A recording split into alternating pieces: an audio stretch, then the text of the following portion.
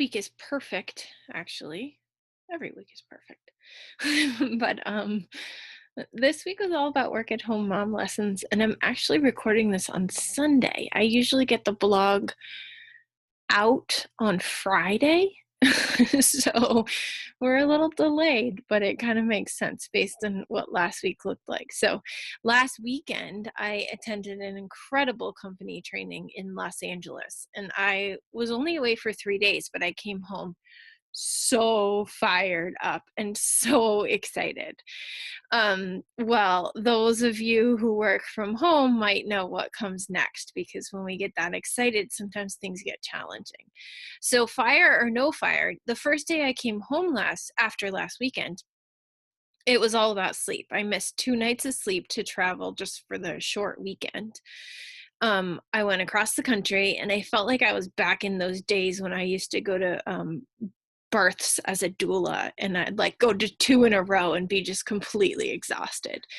So that was day 1, was just like catching up on sleep because I could barely keep my eyes open. Day 2 was my nephew's adoption, and that was fabulous. Such a good day. Um, my mom actually ended up taking my son for a good chunk of the day, but then I had to go volunteer at the elementary school. So there was preparation for that and then the activity. And it just, work time seemed to be very minimal on that day. Day 3 was another volunteer day, but this time it was with the middle school at the ski mountain, and I spent 6 hours there with them. Sometimes I'm able to do some work from the ski mountain between my own runs because I do love to ski. But this time I spent a good chunk of time in ski patrol with kiddos, so that didn't happen. Um, then day 4, I had 2 kids homesick from school, right? 2 kids. Like, what happened to all my fire and excitement? When do I get to implement all my like new passion? Oh wait, now it's supposed to be another school day. I have 2 kids sick home from school. And then the next day, I had to keep the little guy home because he had a fever on Thursday. So I can't send him in for 24 hours post fever. So I was home another day with a kiddo. And it just didn't go the way I wanted it to. It just didn't. So being a work from home mom means you have to be adaptable in time management, and you have to know where and what to plug into the spaces between your family life and your community life. And I definitely wouldn't have made it as far as I have on this momapreneur journey if I weren't adaptable. But some weeks are definitely more challenging than others, and this past week was certainly one of those. I find that the toughest ones are usually the ones where my inspiration is super high. So here I am, I'm super pumped up about business, and I'm wishing that I could like seclude myself on a quiet island and just pump up the business buzz. But that it can't happen, right? It can't always happen. So that's when the frustration kicks in, is when you're like, as I find, when I'm super inspired, but then don't have the time. So however, the less than ideal work weeks are also the ones where I let my dreams marinate. So they're the ones where I feel the passion so strongly that there's not really a thing in the world that's going to slow me down. It's in these weeks that I get even more excited about the life I'm building. So as much as I'm frustrated that I can't just sit down and like pound out all the buzzing, amazing feelings and thoughts I'm having, it's also the time where I get so excited about what's possible and what I am creating. And so what I've learned is that above all, faith is really the way you have to roll. I'm not a particularly religious person, but as a mentor once she described it as titanium trust, and it's an absolute must. For me, that's what faith means, just trusting that the process is happening exactly as it needs to, even when it doesn't feel like it. So last week was less than perfect, and there were moments when I was utterly frustrated. But when you have a strong why and a sweet vehicle to live it, so for me, my why is so, so strong. And I'm living that through life coaching and through network marketing.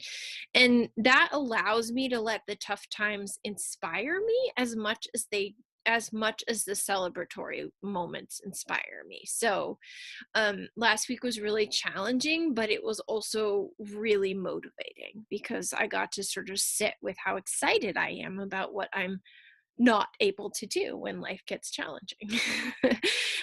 So when we look at that with the model, the first model would say that the situation was less than desired work time, right? I came home and I wanted to just pump out the work, but I had less time than I would have liked. So my thought about the situation was working from home with a family is too hard. Like that's in those moments of frustration, I'm thinking, this is just way too hard. How is this even possible? How do people make this work? And the feeling that that thought triggers is frustration, right? It's happening even as I write this post yesterday. I actually stopped before I recorded and hit publish on the post because I was so frustrated. I just had to get out of the house. We went to the aquarium. We had a great time, but I didn't get the blog post out a whole nother day. So, um, thinking that working from home with a family is too hard creates frustration. And the action taken from that is that I end up indulging in a lot of self doubt and dream crushing thoughts, right? So when I think it's too hard, I just allow all those indulgent self doubt thoughts to come rushing in.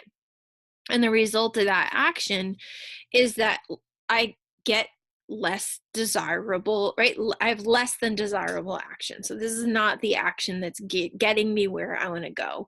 And so then the results I'm getting are less than desirable. It's just a kind of like a swirl of gloom, right? Junk. I'm not really getting anywhere with that thought that working from home with a family is too hard. So that's where I use the model. So same situation, I have less than desired work time. And the new thought I have is that I'm doing the best that I can with the tools that I have. And so I used that thought exactly yesterday when I decided to bail on recording this audio and I just hit pause on publishing the blog post. And I said, you know what? I'm doing the best I can with the tools that I have. And right now, my family needs an adventure. So off we go. And so it really just shifted the way I thought. And so I started feeling a sense of accomplishment, right? Like I'm doing the best I can. And that feels good. That feels good. Even if it's not everything I dream it could be, it is the best that I can do right now. And that makes me feel accomplished. And so when I feel that feeling of accomplishment, I continue to do my best. And I continue to release the expectation and the comparison to others. And so I focus on what's going right. I focus on where my path is headed, and I get less stuck in the self-doubt and gloom and doom. And the result is that when I keep doing my best with the tools that I have in the moment that I am in, I keep getting better and better, right? I get better and better, my tools get better and better, and I do keep growing. And so that is where I'm at. That's my ultimate goal, is to just always continue to grow.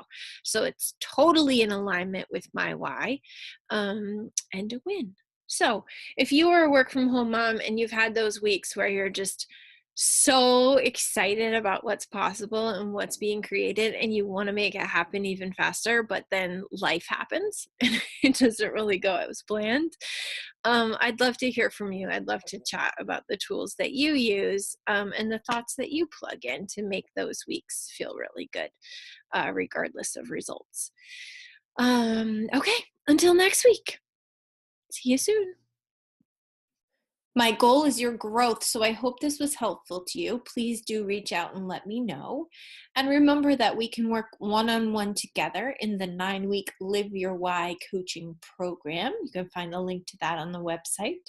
You can also listen to our co-hosted podcast, Creating Wealth and Wellness, free on iTunes or here on the website. And if you're interested in building residual income, check out the Join Our Networking Family link. Until next time, keep doing that thought work. I believe in you.